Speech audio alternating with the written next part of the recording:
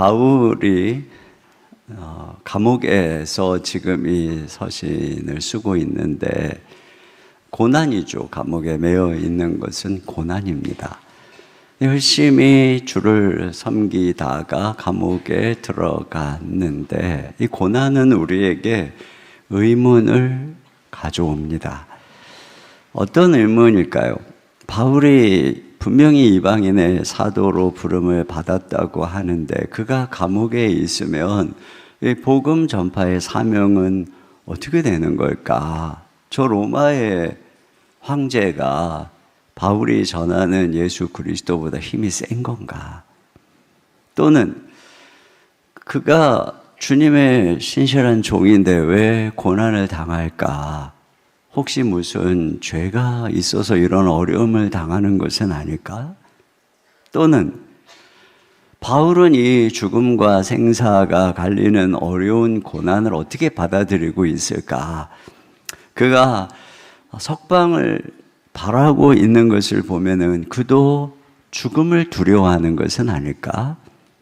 이와 같이 오늘 바울에게도 그랬을 것이고 우리에게도 고난은 여러 가지 의문을 가져옵니다. 오늘 본문은 이러한 의문의 대답을 제시하듯이 감옥 안에 있는 그는 자신의 삶과 간증을 이야기합니다. 먼저 첫 번째 질문, 사도가 감옥에 매여 있으면 복음 전파의 사명은 어찌 되는 것일까? 이것에 대해서 대답이라도 하듯이 그는 자신의 매임이 도리어 복음 전파의 진전이 됐다, 이런 얘기를 합니다. 자, 12절을 같이 보겠습니다. 시작. 형제들아, 내가 당한 일이 도리어 복음 전파의 진전이 된 줄을 너희가 알기를 원하노라. 네. 자, 여기 내가 당한 일, 자, 그것은 복음을 전하는데 자기가 매인 것이죠. 뒤에 가면 나의 매임이 이렇게 나옵니다. 그가 사도행전에 이제 우리가 앞으로 계속 주일마다 보겠지만 1차, 2차, 3차 선교 여행을 마치고 예루살렘에 방문했다가 거기서 체포가 되죠. 로마 군인들에게 체포가 돼서 가이사라에 2년이나 구금 생활을 합니다. 그러다가 이 로마로 압송이 돼서 지금 로마 감옥에 2년째 있는 거예요. 거의 4년 정도의 감옥 생활을 하고 있는 것이고 추록 즈음에 편지를 쓰고 있는 것입니다. 그런데 그가 뭐라 그러냐, 내가 이렇게 당한 일이 도리어 복음 전파의 진전이 되었다. 도리어라고 그러죠, 도리어. 자, 그러면 어떻게 복음 전파의 진전이 되었는가? 첫째로는 나의 매임이 그리스도 안에서 모든 시위대 안에 나타났다는 거죠. 13절입니다. 시작.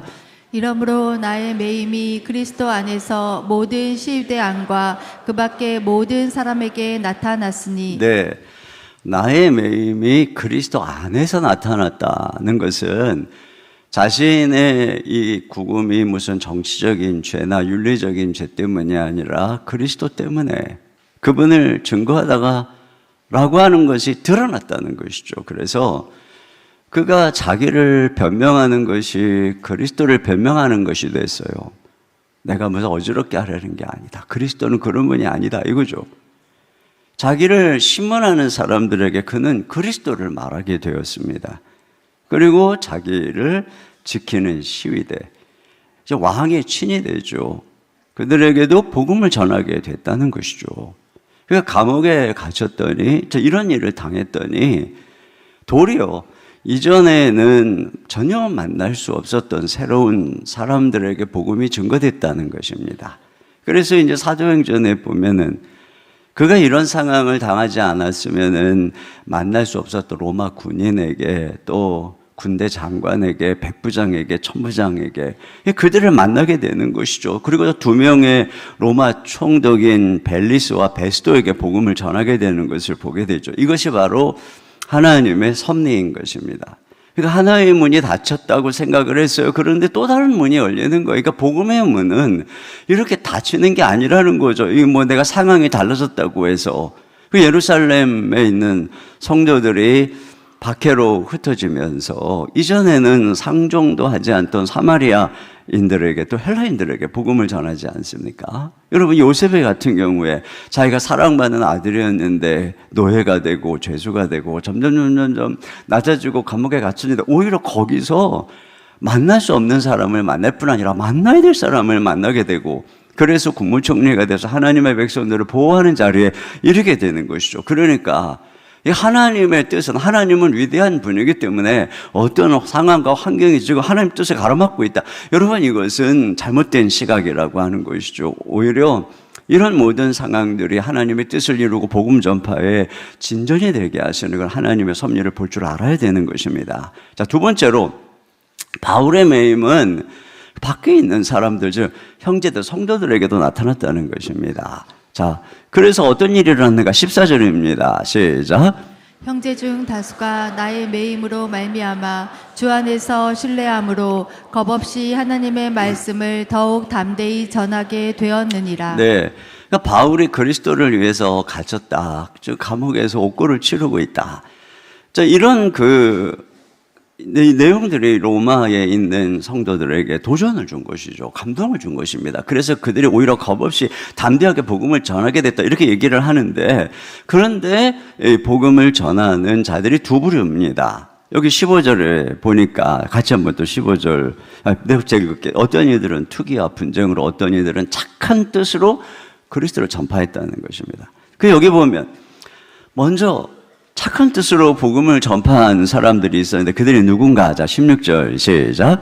이들은 내가 복음을 변증하기 위하여 세우심을 받은 줄 알고 사랑으로 하나. 네, 그러니까 그들은 바울이 복음을 변증하기 위해서 세움받았다. 즉 세움받았다는 것은 바울은 이방인들에게 복음을 전하고 또 변증하기 위해서 사도가 돼서 이 감옥 안에서도 그렇게 세워진 거야. 이렇게 믿었다는 것이죠. 여러분 사도행전 9장 15절입니다. 시작. 주께서 이르시되 가라, 이 사람은 내 이름을 이방인과 임금들과 이스라엘 자손들에게 전하기 위하여 택한 나의 그릇이라. 네, 이처럼 그가 이방인의 사도로 세워졌고 또 로마 감옥에 갇힌 것도 복음 때문이구나. 이걸 그들이 알았어요. 인정한 것이죠. 그러니까 그 바울의 모습이 그들에게 귀감이 되고 감동이 되고 도전이 되었어요. 그래서 우리도 바울처럼 담대하게 목숨을 아끼지 말고 복음 전하자. 이렇게 착한 뜻으로 사랑으로 복음을 전한 사람들이 있었다는 거죠. 이렇게 복음의 진보가 오히려 지금 자기가 감옥에 있는 것으로 인해서 나타나고 있다는 것입니다. 자, 그런데 또 다른 사람들은 투기와 분쟁으로 전했다는 거예요. 여기에 이 분쟁이라고 하는 헬라어, 이것은 에리데이아인데 이것은 어느 당파의 일꾼이라고 하는 것입니다. 그러니까 마치 무슨 정치 당파들이 갈라져서 서로 싸우듯이 바울에 대해서 어떤 이런 질투심으로, 경쟁심으로 복음을 전하는 사람들이 있었다는 것입니다. 자, 그래서 17절 같이 보겠습니다. 시작. 그들은 나의 매임에 괴로움을 더하게 할 줄로 생각하여 순수하지 못하게 다툼으로 그리스도를 전파하느니라. 네, 바울의 매임에 괴로움을 더하게 하려고 아주 순수한 동기가 아닌 다툼으로 복음 전했다는 것이에요. 당시에 로마에서는 유대교하고 다르게 기독교는 공식적으로 인정되지 않은 종교였습니다. 그렇기 때문에 바울이 지금 로마 감옥에서 단지 자기 자신의 어떤 석방이 아니라 이 기독교가, 예수 그리스도의 복음이 이 로마 제국의 절대 위험한 종교가 아니다. 이걸 변명하고 있는 것입니다. 되게 중요한 것이죠. 그런데 이 사람들은 이때에 자기들이 더 열심히 막 난리를 치면서 예수 그리스도의 복음을 전하면, 그러면 이 로마의 이 지금 정치가들이 볼 때, 이 기독교가 이거 시끄러운 종교구나. 이거 가만 놔두면 위험하겠구나. 이렇게 만들어서 바울의 재판에 불리하게 만들려고, 그의 괴로움을 더하게 하려고 그렇게 복음을 전했다는 거예요. 다툼으로 말이죠. 그러니까 그들은 바울로 인해서 자신들의 인기와 영향력 또 자신들의 입지가 흔들리는 그런 상황들, 사람들의 관심이 걸려 쏠리니까 그것에 위협을 느끼고 이렇게 했다는 것이죠. 자, 그런데 이러한 것에 대한 바울의 반응이 18절입니다. 시작. 그러면 무엇이냐? 거칠애로 하나 참으로 하나 무슨 방도로 하든지 전파되는 것은 그리스도니 이로써 나는 기뻐하고 또한 기뻐하리라. 네. 그러니까 사람들이 그것을 뭐 나를 정말 사랑해서 하든 아니면 속마음은 전혀 없는데 그냥 경쟁심인데 거칠애로 하는 것이든 상관이 없다는 것입니다. 왜냐하면 결과적으로 예수 그리스도가 전파되었으니 나는 그 때문에 기뻐할 것이다. 이렇게 얘기를 하고 있어요. 그러니까 오히려 지금 나의 매임이 물론 뭐 자기 자신은 좀 괴로운 상황이지만 오히려 복음 전파의 수단이 되었다는 것입니다. 자, 그런데 그의 반응은 핵심이 뭐냐면 이 복음이 전파되기만 하면은 나의 불편함이나 평판은 문제가 되지 않는다. 그 얘기를 하고 있는 것이에요. 이제 다른 서신을 보면은 바울은 갈라디아서에 다른 복음을 내가 전한 복음 외에 다른 복음을 전하면 너희가 저주를 받을지어다. 이렇게 합니다. 그리고 또 이 뒤에 가면은 그런 다른 복음을 전하는 자들을 향해서 그들을 개라고 그래요. 개라고. 멸망을 선언합니다. 그런데 지금 이들에 대해서는 아무 그런 반응을 하지 않죠. 그건 뭐냐면 이들이 다른 복음을 전파하는 것이 아닌 것이에요. 그들은 분명히 그리스도를 전파하고 있는 것입니다. 그런데 바른 복음을 전하는데 동기가 잘못된 것입니다.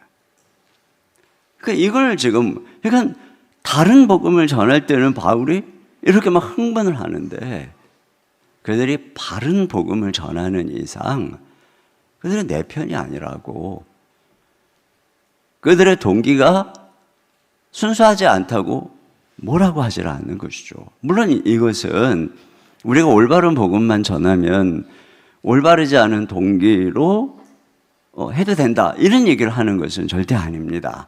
왜냐하면 그것은 지금 바울의 통제 바깥에 있기 때문이죠. 그러나 결과적으로 이런 일로 인해서 생각해 보니 나는 힘들고 나는 반대와 질투를 당하고 있지만 가만히 보니 그리스도, 내가 여기에 있는 목적인 그리스도가 전파된다면 그럼 나는 기쁘다 이렇게 얘기를 하고 있는 것이죠. 그러니까 바울이 지금 자기를 중심으로 바라보고 있는 것이 아니라 예수 그리스도를 중심으로 바라보고 있는 것이죠. 초점이 지금 나의 어떤 그 입지나 나의 인기에 있는 것이 아니라 오로지 예수 그리스도, 그분의 이제 복음이 어떻게 되느냐 이것만 관심을 가지고 있는 것이에요. 여러분, 사람이 시시해지고 옹졸해지는 것은 단 한 가지뿐입니다. 그것은 그 사람이 늘 자신의 명예, 자신의 권위, 자신의 체면, 인기에 초점을 두고 살아가면 그 사람은 시시해질 수밖에 없어요. 옹졸해질 수밖에 없습니다. 그런데 지금 바울의 초점이 예수 그리스도에게 있는 것이죠. 그래서 예수님만 증거되면은 나에 대한 것은 사소한 것이고 그건 큰 문제가 되지 않는다. 이런 것이에요. 그리고 우리가 이런 마음을 가질 때 연합을 할 수가 있습니다. 나하고 조금 스타일이 다르고 조금 안 맞아도 저 사람이 이 사역이 해야 유익이 있어. 그래야 우리 교회가 유익해. 여러분, 이런 생각을 우리가 그러니까 초점을 내가 아니라 교회에, 내가 아니라 복음에 두면 나하고 다른 사람 또는 심지어는 경쟁적인 사람조차도 우리가 한편으로 받아들이고 관대할 수가 있는 것이죠. 그러니까 그가 나하고 친하냐 내 편이냐 이게 중요한 것이 아니라는 것이에요. 그거보다 중요한 게 뭐겠어요? 그가 그리스도의 편이냐. 그리고 이런 궁극적인 면에서 한 편이 되면 궁극적으로 한 편이 될 수 있는 거예요. 그런데 지금 당장에는 되게 나하고 친한 것 같잖아요. 근데 우리가 함께 그리스도의 편이 되지 않으면 언젠가는 사소한 이유로 갈라집니다. 그러나 그리스도 그분을 위하고 있으면 사소한 문제가 생겨도 갈라지지 않는 거예요. 그러니까 여러분, 우리가 좀 더 이게 넓은 시야, 그러니까 자꾸 나에게 주목하는 것이 아니라 더 넓은 시야에서 하나님의 뜻을 받아들여야 돼요. 자, 이렇게 자기가 당한 일이 결국은 이와 같은 이유로 복음의 진보가 되었다. 이렇게 얘기를 하고 있는 것이에요. 자, 그리고 바울이 이런 고난 앞에서 떠오르는 두 번째 의문은 왜 주의 종이 고난을 당할까? 무슨 죄가 있어서 바울이 저런 어려움을 당하는 것은 아닐까? 뭐 그에 대해서 경쟁적으로 이야기하는 사람, 아마 그렇게 얘기를 하는 사람이 있었을지도 몰라요. 자, 이 부분에 대해서 바울이 이야기하고자 하는 이 19절에서 21절의 핵심은 뭐냐면 주님이 내 무죄함을 밝혀주실 것이다. 나의 소망은 사나 죽으나 내 몸에서 그리스도가 존귀하게 되는 것이다. 이 얘기를 하고자 하는 것입니다. 자, 그래서 여기 보면은 자기가 이로써 기뻐하고 기뻐하리로다 이렇게 얘기하는데 이게 제가 하나로 그냥 기뻐하고 기뻐하리로다 이렇게 되어 있지만 원문으로 보면은 나는 기뻐하고 또 앞으로도 기뻐할 것입니다. 왜 기뻐하는가? 자, 그 얘기가 나오는 것이에요. 왜 기뻐할 것인가? 자, 그것은 첫째로 이 주님이 나의 무죄를, 이 석방을 통해서 나의 무죄를 입증해 주실 것이기 때문에 그렇다는 거죠. 19절입니다. 19절 시작. 이것이 너희의 간구와 예수 그리스도의 성령의 도우심으로 나를 구원에 이르게 할 줄 아는 고로. 네. 바울이 지금 기뻐하는 이유가 무엇이냐? 너희들의 간구, 기도, 중보기도죠. 그리고 성령님의 도우심으로 나를 구원에 이르게 할 줄 아는 거로 이렇게 되어 있습니다. 여기에 나를 구원에 이르게 한다는 것은 이 문맥에서는 석방을 의미하는 것입니다. 석방. 자, 그런데 그걸 그냥 석방이라고 하지 않고 나를 구원에 이르게 할 줄 아는 거로라는 문장을 쓴 데 중요한 의미가 있어요. 이 말을 많은 주석가들은 욥의 했던 말을 따온 것이다 이렇게 봅니다. 욥이 했던 말을. 욥이 이렇게 얘기를 했어요. 욥기 13장 16절입니다. 시작. 경건하지 않은 자는 그 앞에 이르지 못하나니 이것이 나의 구원이 되리라. 네, 이것이 나의 구원이 되리라. 구약의 이 히브리어를 헬라어로 번역한 게 70인경입니다. 이거를 이제 바울이 읽고 있었다는 거죠. 거기에 보면 똑같은 문장인 거예요. 똑같은 문장. 그러면 이게 무슨 말일까요? 욥이 이렇게 한 배경이 뭘까요? 결국은 그래서 18절을 보겠습니다. 18절 다 같이요. 시작. 보라, 내가 내 사정을 진술하였거니와 내가 정의롭다 함을 얻을 줄 아노라. 네, 이걸 공동번역이 번역한 것을 같이 이걸 보면 쉬울 것 같아요. 자, 시작. 나 이제 재판받을 마음 준비가 다 되어 있네. 무죄로 풀려날 줄도 알고 있네. 네, 그러니까 이게 무슨 얘기냐면 욥이 고난을 당하고 있잖아요. 그런 의로운 욥이에요. 하나님을 경외하고 많은 사람을 돕는 하나님 사람이에요. 그런데 욥이 갑자기 고난을 당했어요. 그 사람들이 뭐라 그래요? 오해하는 거죠. 너 뭔가 죄를 지은 게 있구나. 이렇게 생각하는 거예요. 그게 특히 욥의 세 친구들. 그 많은 말을 통해서 고난당하고 있는 그에게 지금 막 소금을 뿌리고 있는 것입니다. 그러나 결국은 뭐냐면 하나님께서 그런 욥을 무죄하다고 선언해 주셔서 나를 구원해 주실 것이다. 나를 이 고난에서 건져줄 것이다. 그 얘기를 하고 있는 것이죠. 그러니까 지금 바울이 이 상황에서 이걸 그대로 지금 인용하고 있다는 것이에요. 그러니까 배우에 무슨 생각하는 거죠? 바울도 지금 이런 고난에 대해서 오해를 받고 있는 것이에요. 그런데 하나님께서, 왜냐하면 지금 자기가 감옥에 갇혀서 죄수의 몸이 되어 있으니까 말이죠. 하나님이 욥을 구원하신 것처럼 하나님이 자기도 구원해 줄 것이다. 그렇게 해서 자기의 무죄함을 입증해 줄 것이다. 그래서 나는 기쁘다. 이렇게 얘기를 하고 있는 것입니다. 자, 그런데 이러한 석방, 이런 구원이 어떻게 이루어지는다고 얘기를 하냐면은 너희 간구와 예수 그리스도의 성령의 도우심으로 이렇게 되어 있어요. 너희 간구는 성도들의 기도죠. 그리고 그 결과 성령께서 역사하셔서, 이걸 보면은 어떤 사람들은 이걸 가지고 막 바울의 흠을 잡고 또 바울도 어렵게 하려고 막 경쟁적으로 반응을 했는데, 어떤 사람들은 그를 진정 하나님의 종으로 여기고 그래서 기도한 거예요. 지금 이 빌립보 성도들이 특별히 그 소식을 듣고 기도하기 시작한 것이죠. 그 결과 그가 뭐라 그러냐면은 성령께서 도와주실 것이다. 너희들의 기도를 들으시고 성령께서 도와주셔서 지금 내가 결국은 석방되게 될 것이다. 이런 얘기를 하는 것이에요.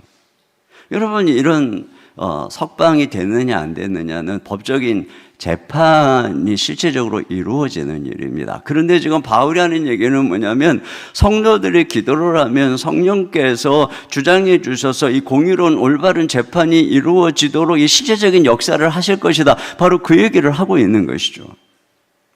그래서 자기가 풀려나게 될 것이란 말이에요. 여러분, 우리가 이번 주일에 본 것처럼 온 교회가 기도할 때에 베드로의 옥문이 열려서요, 천사를 보내주셔서 불가능한 일이 가능하게 된 것이죠. 자, 이렇게 막 기적적으로 하나님께서 일하시는 경우도 있지만 또 성도들이 함께 이렇게 기도를 할 때 하나님께서는, 성령께서는 그런 모든 재판 과정에 역사하셔서 결국은 바울을 이 감옥에서 건져내실 거라는 얘기를 하고 있는 것입니다. 그렇게 해서 결국은 자기의 무죄를 입증해 주시고 자기의 변호자가 될 것이라는 거죠. 여러분, 우리가 주를 위해서 섬기다가 고난을 당할 때에 가장 힘든 것은 바로 욥처럼 오해를 받는 것입니다. 욥의 새 친구처럼 다가와서 은근히 그래도 너 뭔가 잘못한 게 있으니 그런 고난을 받는 게 아니야. 이것이 바로 고난당하는 사람에게 가장 힘들고 뼈아픈 것입니다.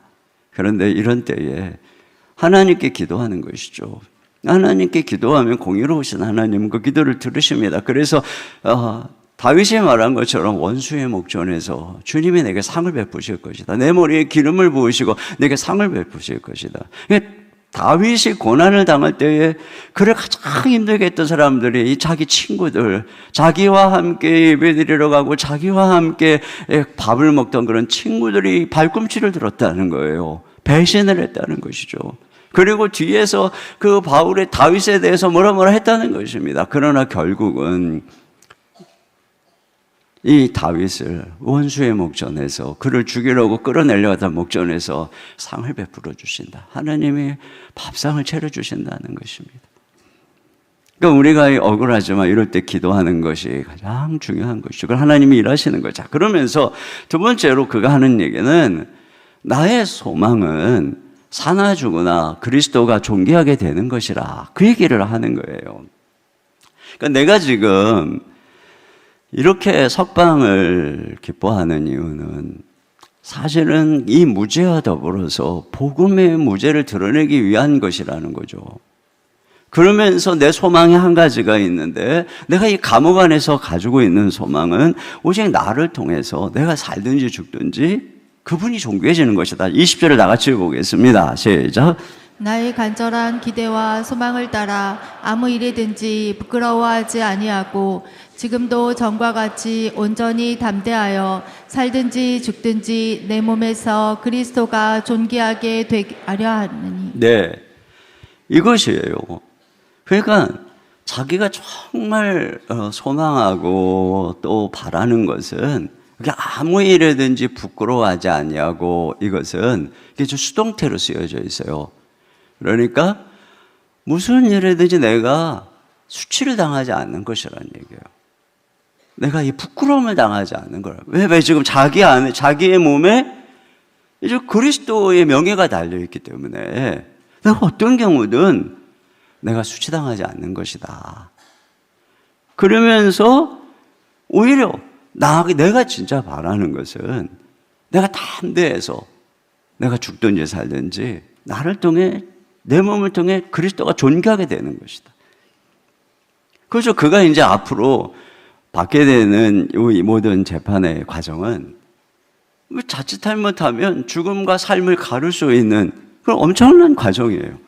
그런데 이런 상황에서 자기의 관심은 한 가지라는 거예요.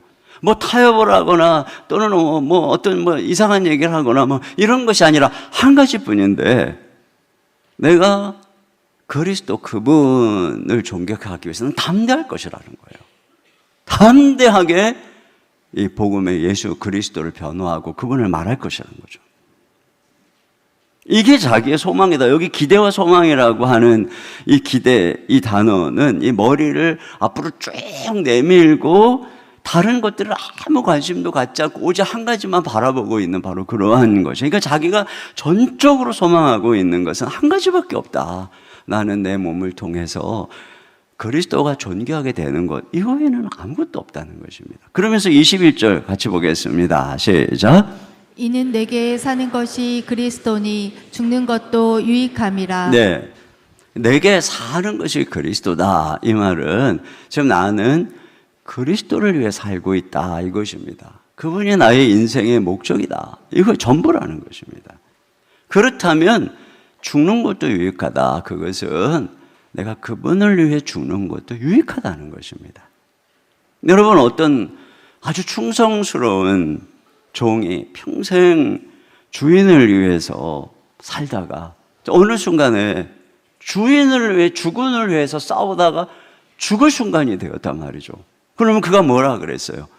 나는 주군을 위해서 죽는 이것이 저에게 영광입니다. 이렇게 얘기하지 않겠어요? 지금 바울이 그렇게 얘기하는 거예요. 난 평생 주님을 위해서 살았습니다. 그런데 내가 이 감옥에서 죽는다면 나에게 영광입니다. 그런 영예를 얻는 것입니다.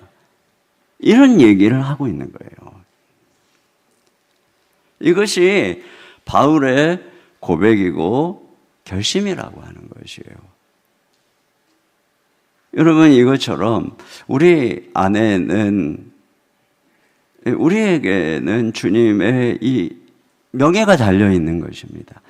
그러니까 1차적으로는 나의 죄 때문에 주님이 명예가 더럽혀지는 일이 있으면 안 되는 것이에요. 내가 당하는 부끄러움과 손가락질은 곧 주님이 당하는 부끄러움과 손가락질인 것입니다. 그리고 내가 부끄러움과 손가락질을 당하는 것은 곧 주님이 부끄러움과 손가락질을 당하는 것이기 때문에 내가 무죄한데, 내가 정말 아무런 죄가 없는데 고난 속에서 부끄러움과 손가락질을 당하면 주님이 그걸 가만두지 않는다는 것입니다. 그래서 내가 열심히 주님 앞에 간구하고 기도하면 결국은 욥처럼 하나님이 나의 무죄를 밝혀주시고 변호하게 해 주실 것이란 말이죠. 그러므로 우리가 살아가는 데 있어서 결심을 해야 되는 것입니다.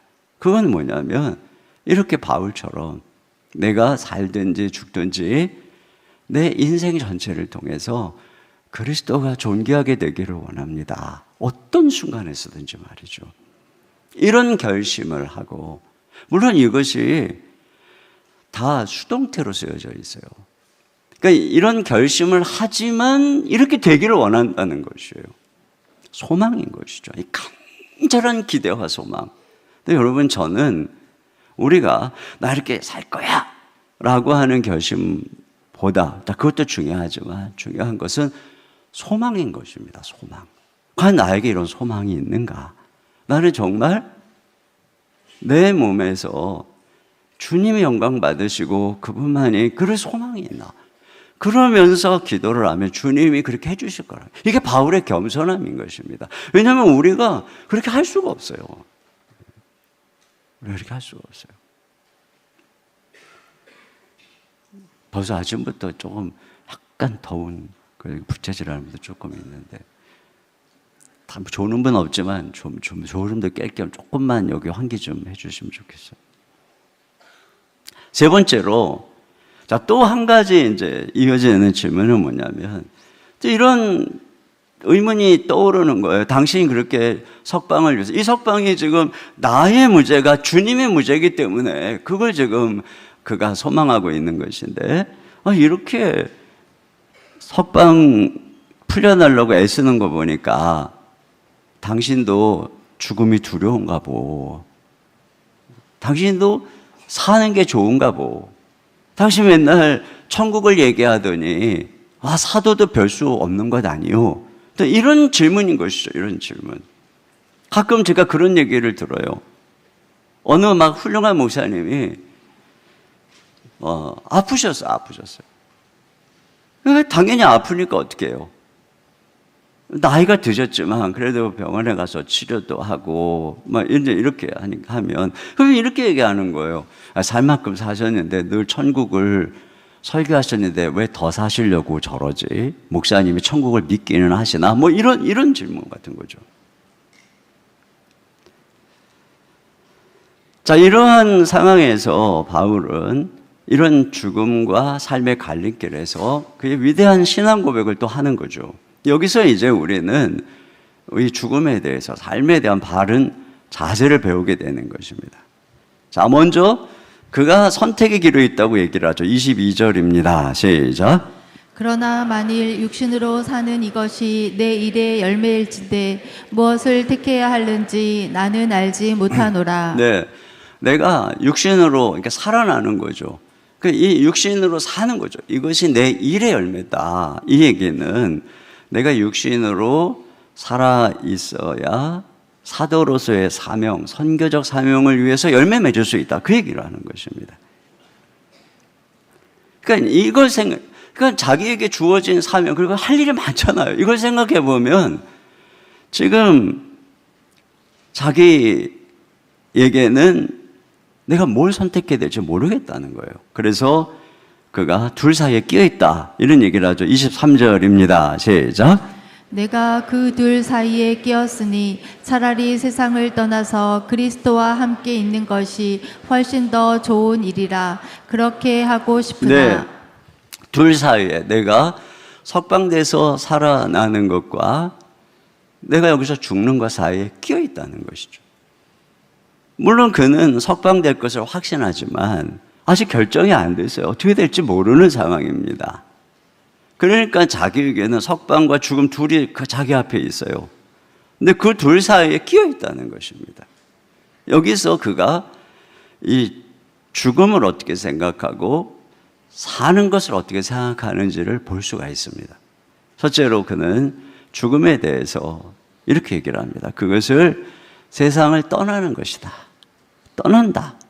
그러죠. 23절에 세상을 떠나서, 마치 캠핑 생활을 하다가 텐트를 걷고 떠나는 것처럼, 나그네처럼 이 세상에 머물다 떠난다는 거예요. 그러니까 이 세상은 그렇게 떠나는 곳이란 말이죠. 언젠간 떠나는 곳이다. 죽음이라고 하는 것은 일시적인 캠프 생활을 접고 영구적인 안식처로 떠나는 것이다. 자, 그런데 동시에 이 죽음은 그리스도와 함께하게 되는 것이다 라고 얘기를 하고 있어요. 우리가 여행을 마치고 집에 가면 거기에 사랑하는 부모님, 가족이 있는 것처럼 우리가 이 세상에 여행을 마치고 죽으면, 그러면 우리는 그리스도와 함께 있게 될 것이라는 거죠. 그러면서 뭐라 그러냐면은 자기는 이 세상을 떠나서 그리스도와 함께 있는 것이 내가 이 세상에 남아있는 것보다 더 좋다, 이렇게 얘기를 하고 있는 거예요.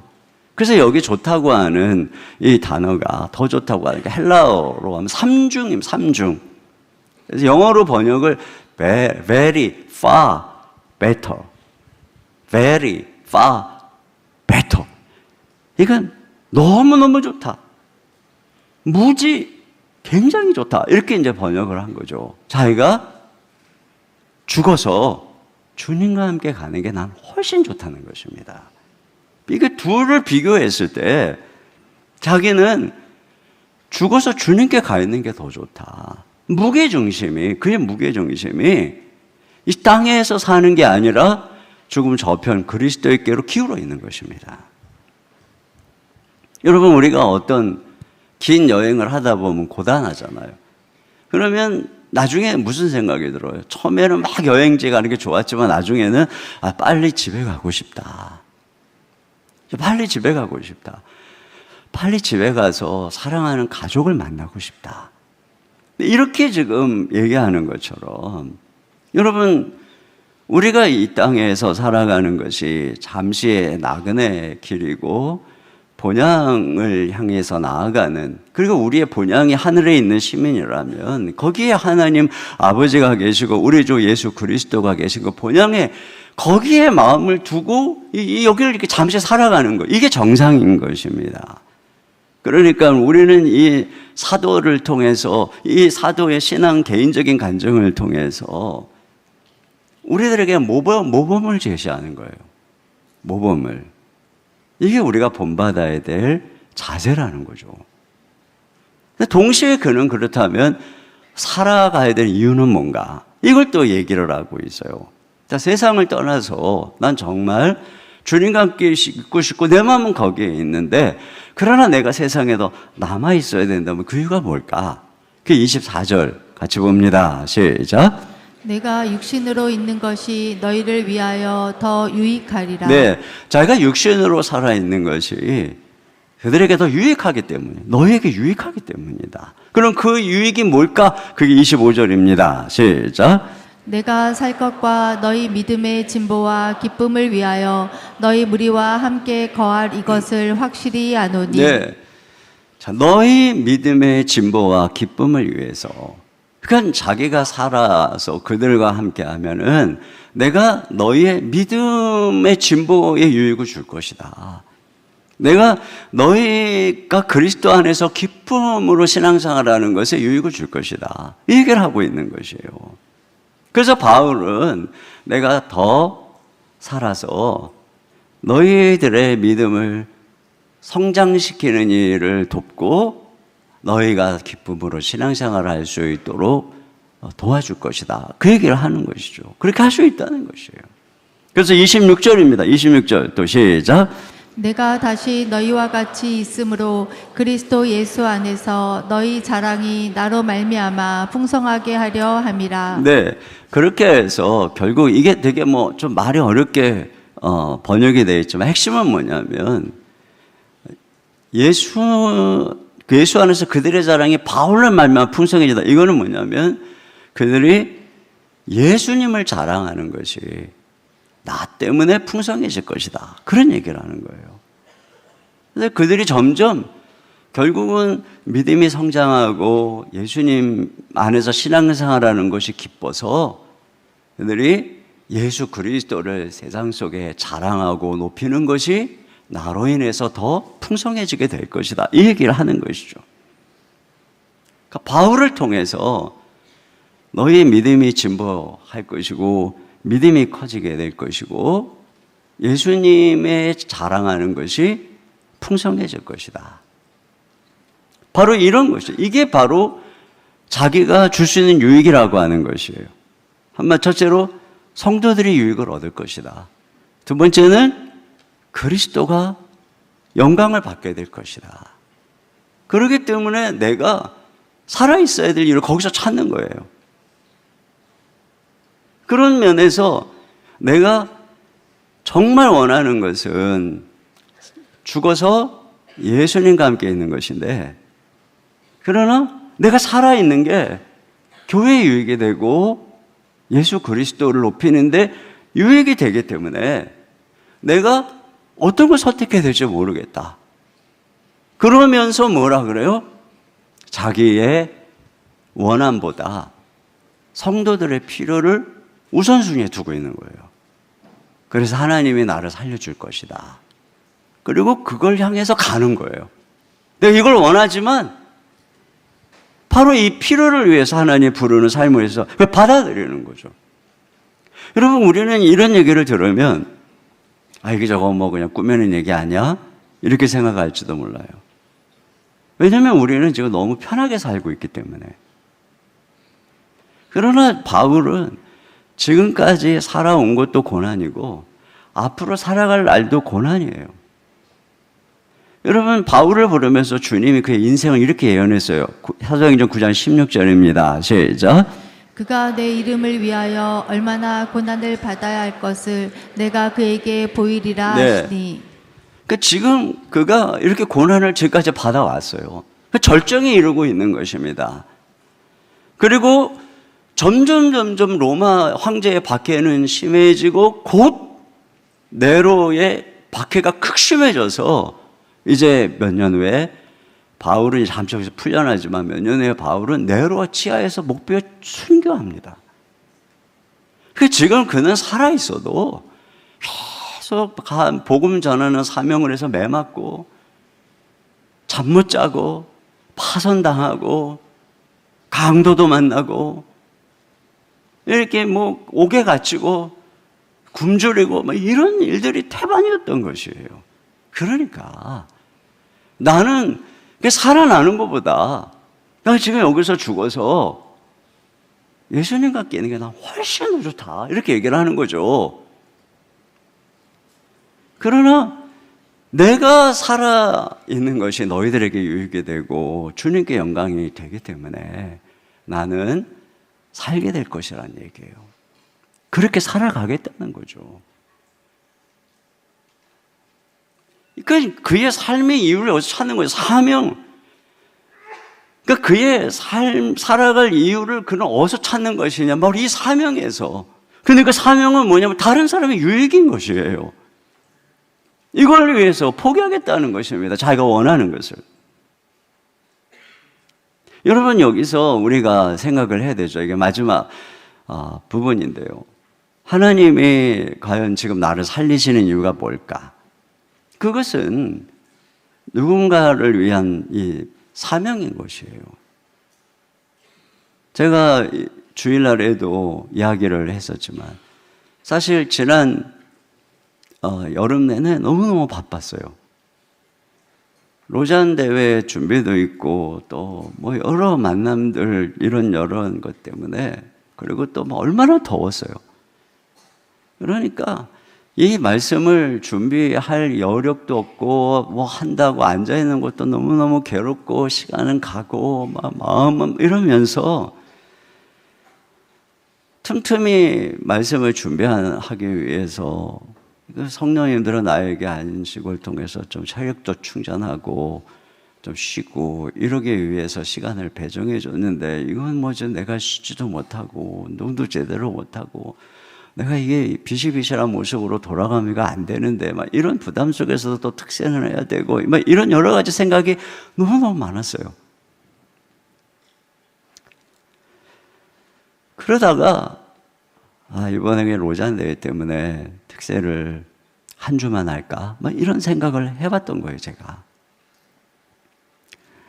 그러다가 제가 이제 이 말씀을 묵상하면서 바로 이 부분이에요. 이 부분을 묵상하면서 이게 내가 지금 살아가고 존재하는 이유는 지금 내 컨디션 뭐 이런 것도 물론 뭐 하나님이 배려하시겠죠. 그러나 성도들의 유익이고 생각해보면 이 새벽에 내가 열심히 말씀을 묵상한 것을 전해주는 것이 성도들에게 내가 줄 수 있는 최고의 선물 중에 하나가 아닌가 이런 생각을 새삼 마음에 다잡게 된 것입니다. 그래서 제가 주일에도 얘기했지만 이 시간이 아니면 우리가 어떻게 빌립보서를 1장부터 이제 뒤에 보배 같은 게 계속 나오는데 이걸 쭉 연달아서 그것도 매일같이 끝낼 수가 있겠냐 말이죠. 그러니까 2주를 해요. 그러니까 한 주만 할까 이런 생각해 보니까 어떤 경우도 한 주만 해가지고 지금 제가 이렇게 여러분에게 말씀을 깊이 있게 퍼내면서 전하는 것처럼 전할 수가 없겠더라고요. 그렇다면 어쩔 수 없다. 지금까지도 그래왔던 것처럼 2주를 해야 되겠다 이런 생각을 한 것이죠. 그런데 제가 그렇게 하면서 느낀 게 뭔지 아세요? 해야 되겠다 생각하고 여러분의 유익을 위해서 막 말씀을 다시 준비하고 막 정신을 차리고 막 이렇게 하면서 말씀 준비에 박차를 가했더니 신기하게도요, 내 영혼이 살아나는 거예요. 그래서 제가 연구월이 딱 돼서 설교를 안 했잖아요. 그리고 이런저런 사회가 막 이러고. 근데 저는 그동안 이 전반기 동안 매주 설교회 이런 사역에 그냥 맨날 책상에 앉아가지고 말씀 연구하고 이러느라고 막 허리도 아파하고 이랬지만 그것 때문에 제가 계속 살아있었던 거예요.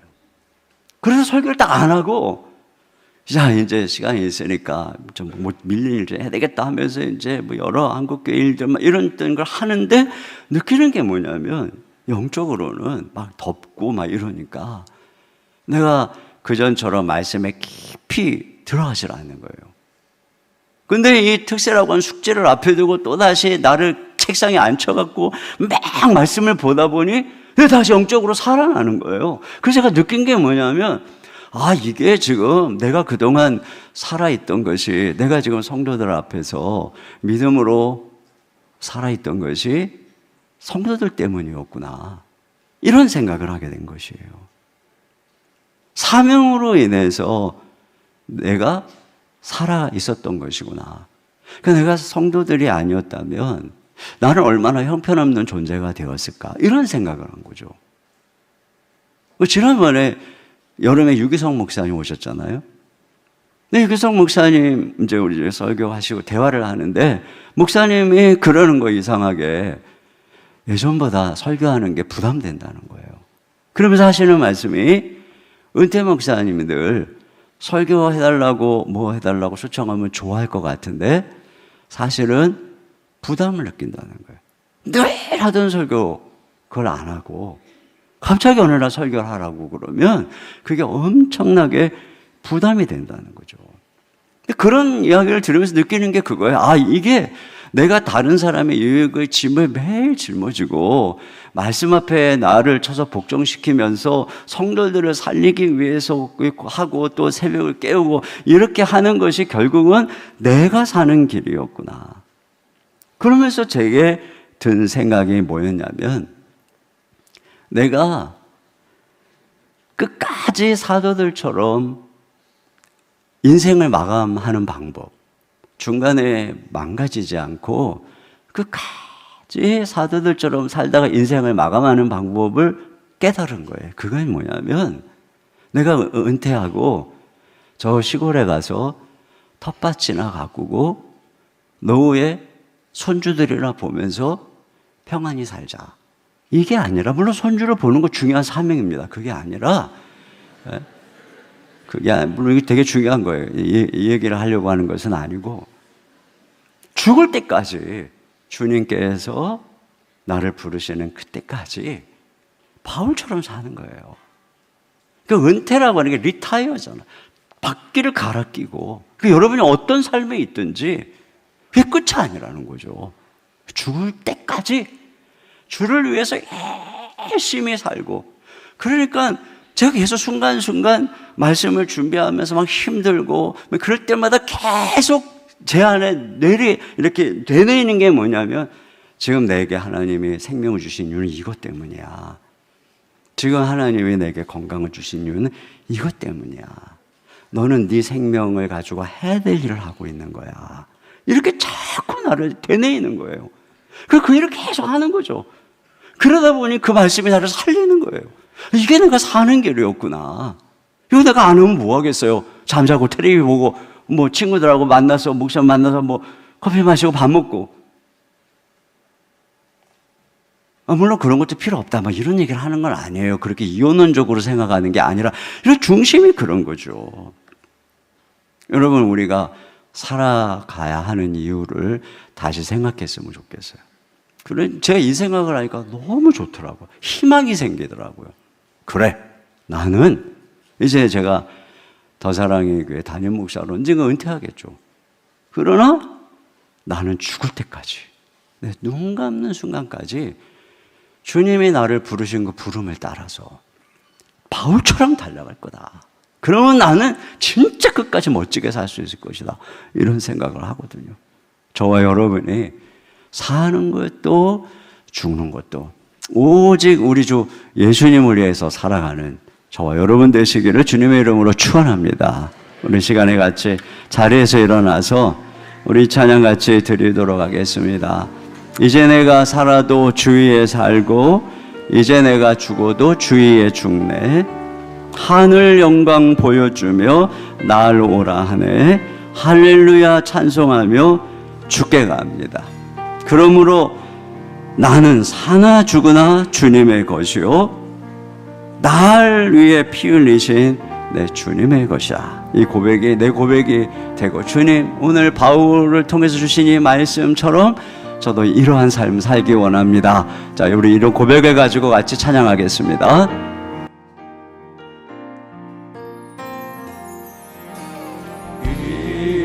이제 내가 살아도 주 위에 살고 이제 내가 죽어도 주 위에 죽네. 하늘 영광 보여주며 나오라 하네.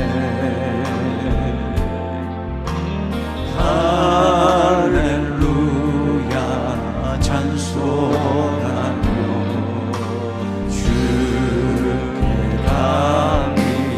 그러므로 나는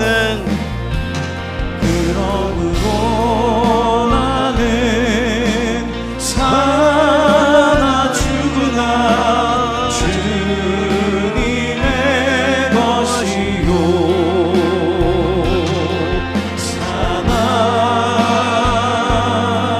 죽으나 사나 죽으나 날 위해 피 흘리신 내 주님의 것이요 이제 내가 떠나도 이제 내가 떠나도 저 천국 가고 이제 내가 있어도 주의 있네. 아멘. 우리 예수 찬송하며 나아가겠네. 천군 천사 나팔 불며 마주하오네. 그러므로 나는 사나 죽으나 주님의 것이요 사나 죽으나 사나 죽으나 날 위해 피 흘리신 내 주님. 이거 한 번 더 합니다. 이제 내가 떠나도 저 천국 가고 이제 내가 떠나도 저 천국 가고 이제 내가 있어도 주의 아멘.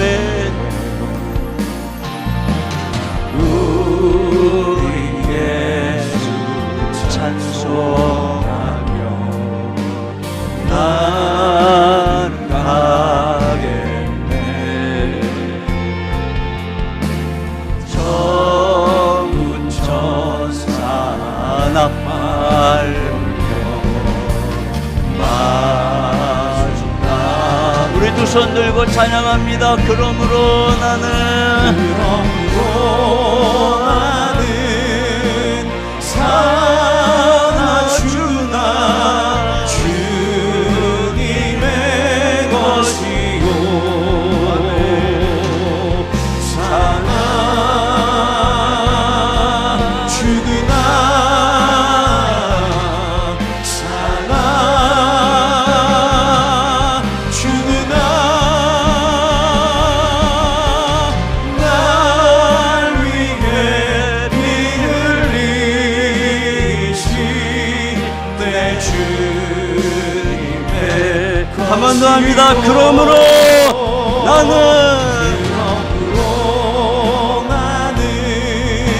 사나 죽으나 주님의 것이요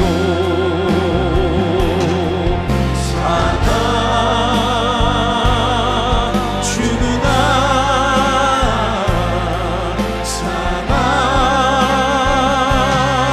죽으나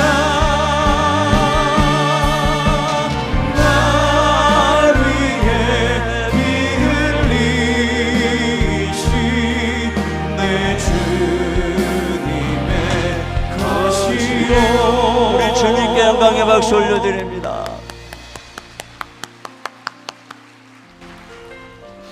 우리가 이렇게 박수를 치잖아요. 근데 제가 이번에 로잔대에 가서 보니까 외국 사람들은 우리는 은혜를 받으면 아멘 하잖아요. 외국 사람은 은혜를 받으면 박수를 치더라고요. 그래갖고 앞에서 설교하는 분이 막 은혜롭다 그러면 여러분 아멘 그러잖아요. 이분들은 설교 중간에 막 박수를 쳐요. 그러니까 우리가 이렇게 박수 치는 게 뭐냐? 아멘이야, 아멘.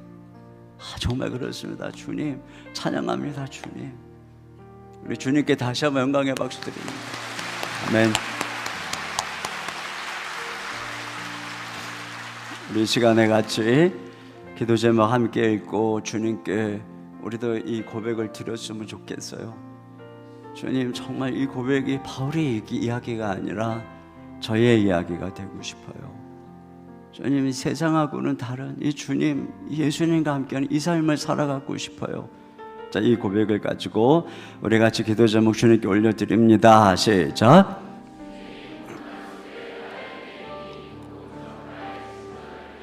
하나님의 크신 섭리임을 깨닫게 하소서. 나의 이익과 평판이 아닌 오직 예수님의 복음만 전하게 하소서. 아멘. 주님, 고난과 오해 속에서도 기도와 성령의 도우심으로 반드시 승리함을 믿고 사나 죽으나 오직 주님만 섬기며 주님의 영광만을 나타나게 하소서. 아멘. 주님, 내가 사는 이유가 다른 사람의 유익에 있음을 깨닫고 천국 가는 그날까지 이 땅에서 하나님이 맡겨주신 사명을 향해 끝까지 달려가게 하소서. 아멘. 우리 시간에 함께 주님께 간구하며 나아가겠습니다. 주님, 사나 죽으나 내 몸에서 예수님이 존귀케 되기를 원합니다.